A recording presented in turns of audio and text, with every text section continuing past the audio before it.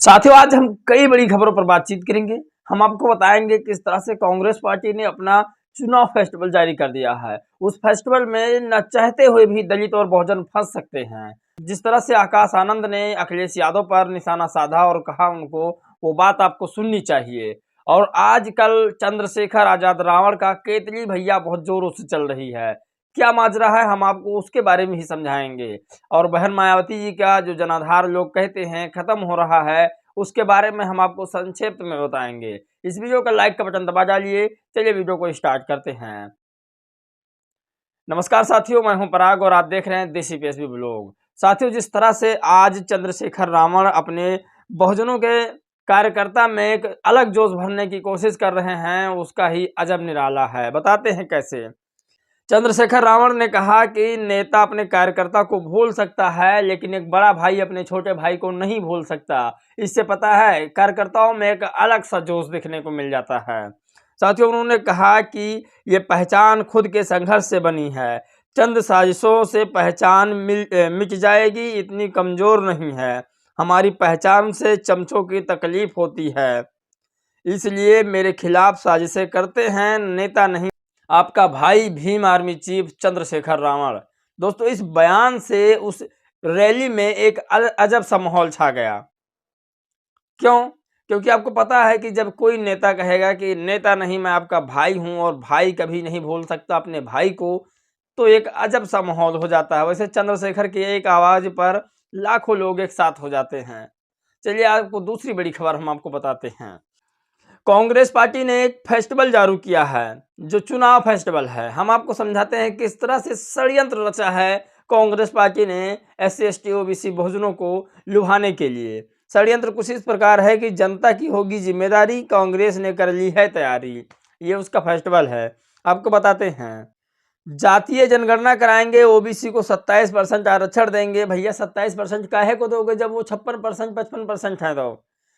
और इसमें लिखा है बैकलॉग भर्तियां अभियान शुरू होगी, संविदा भर्तियों में आरक्षण देंगे। चलो, ये अच्छी बात है। 75,000 सफाई कर्मियों की भर्ती होगी। 4,000 प्रति बोरा तेंदुपत्ता खरीदेंगे। चयन समिति से SC ST सदस्य होंगे। भगवान बुद्ध महोत्सव मनाएंगे। असली पैसा कानून लागू करेंगे। आदिवासियों को वन अधिकार पत्र देंगे। भगोरिया उत्सव को राजकीय मान्यता देंगे। SC ST श्रमिकों को निश्चित रोजगार देंगे। 1 करोड़ के ठेके से SC ST को 25% आरक्षण देंगे। सरकारी खरीद में SC ST को 25% आरक्षण देंगे। बढ़ाएं हाथ मिलकर कमलनाथ सरकार। भैया कमलनाथ जी की सरकार तो काफी दिन से कांग्रेस की है वहां मध्य प्रदेश में, क्यों नहीं दे रहे हैं? देना चाहिए था ना। चलो आगे बात करते हैं। एडवोकेट अरविंद लिखते हैं कि बसपा ने ब्राह्मण समाज को वो सम्मान दिया जो सपा, भाजपा और कांग्रेस नहीं दे पाई है। इसका कारण क्या है, हम आपको बताते हैं। सर्वजन हिताय सर्वजन सुखाय की नीति पर चलने वाली बहुजन समाज पार्टी यानी बसपा किसी के साथ भेदभाव नहीं करती है।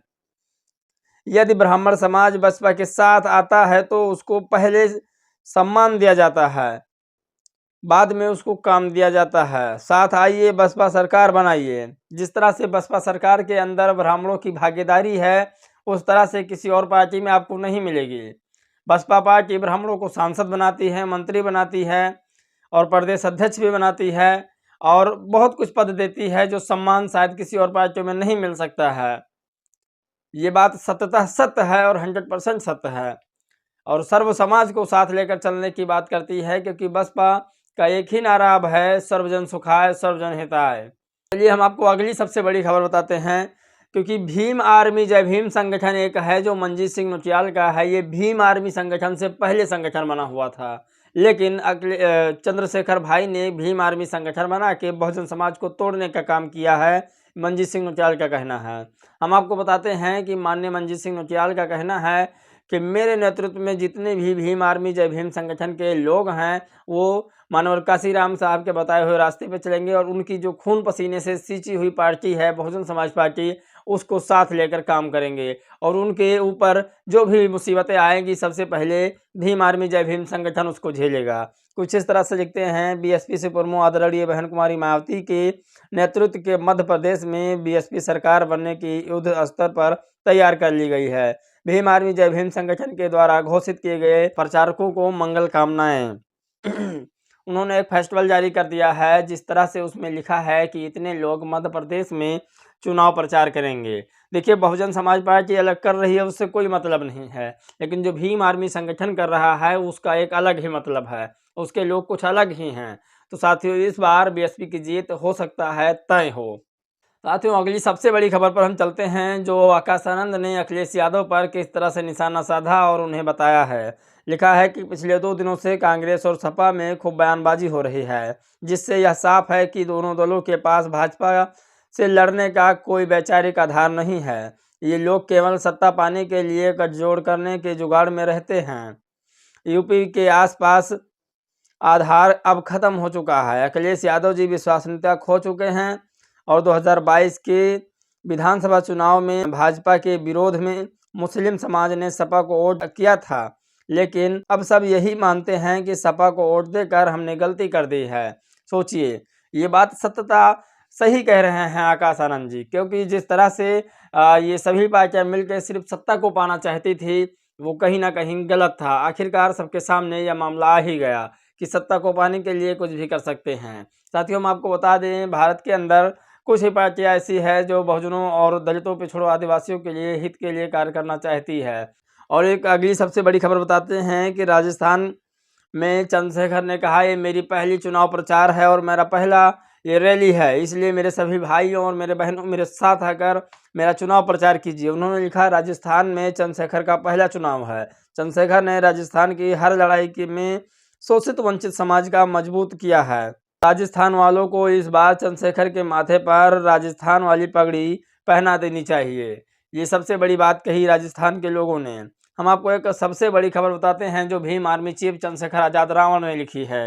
वो खबर सुन करके शायद आप लोग परेशान मत होइएगा, क्योंकि ऐसे ही खबर है। जब से उत्तर प्रदेश में भाजपा की सरकार बनी है, मुसलमान दलितों, पिछड़ों में एक खौफ माहौल बन गया है। मुसलमानों की लीडरशिप को तरह तरह के फर्जी मुकदमे में फंसा करके और उनको प्रताड़ना किया जा रहा है। आजम खान जी और उनके परिवार के खिलाफ बड़े बड़े षड्यंत्र करके उन्हें बार बार जेल भेजा जा रहा है। आजम खान जी द्वारा अपने एनकाउंटर की आशंका एक बार फिर पुष्टि करती है कि उत्तर प्रदेश में संविधान का राज नहीं, बल्कि एक सरकारी गुंडा राज चल रहा है, जिसमें पुलिस द्वारा फर्जी मुठभेड़ में और पुलिस कस्टडी में हत्या बुलडोजर नहीं। यदि आरोपी मुस्लिम, दलित या पिछड़े वर्ग से हो तो यह सुनिश्चित है कि उसे न्याय के तंत्र से ऊपर एक अलग कानून व्यवस्था के तहत दंडित किया गया, जैसे देवरिया प्रकरण में प्रेमचंद्र यादव के परिवार के साथ किया जा रहा है। उन्होंने लिखा कि आज़ाद समाज पार्टी मजबूती से आजम खान के साथ खड़ी है और इस प्रकार गैर संवैधानिक तरीके से सरकार चलने के हथकंडे का घोर विरोध करती है। कोई भी अपने आप को कानून व संविधान से ऊपर नहीं मान सकता, ना ही चल सकता है। वक्त बदलता है, सदा सदा किसी की सरकार नहीं रहती। ये बात आज के शासक भी याद रखें। शीघ्र आजम खान जी से मिलने जाऊंगा। अब आपको बता दें कि जो मैं बात कह रहा था कि आप लोग परेशान मत होइएगा, वो आजम खान से मिलने जेल भी जा सकते हैं चंद्रशेखर रावण। किस तरह से रणनीति तैयार कर रहे हैं चंद्रशेखर रावण, शायद ये बहुत ही अपने आप में रोचक होने वाला है, क्योंकि जिस तरह से चंद्रशेखर रावण मुसलमानों को लेकर राजनीति कर रहे हैं, दलित पिछड़ों को लेकर राजनीति कर रहे हैं, किसी न किसी हो सकता है कि आने वाले समय में ये सबसे बड़े भारत के लीडर साबित हो जाएं। चलिए दोस्तों, इस सभी वीडियो के साथ में इस वीडियो को एंड करते हैं। मिलेंगे एक दूसरे वीडियो में, और मुझे प्यार सपोर्ट दीजिएगा, सहयोग कीजिएगा। जो लोग मेरे प्रति गाली लिखते हैं कमेंट में जाके, उनको भी कुछ अच्छे से राय दे दीजिएगा, ताकि वो बहुजन समाज के खिलाफ बोल ना सकें। साथियों, इस वीडियो में बस इतना ही। मिलेंगे एक और नई वीडियो में, तब तक के लिए जय भीम, नमो बुद्धाय।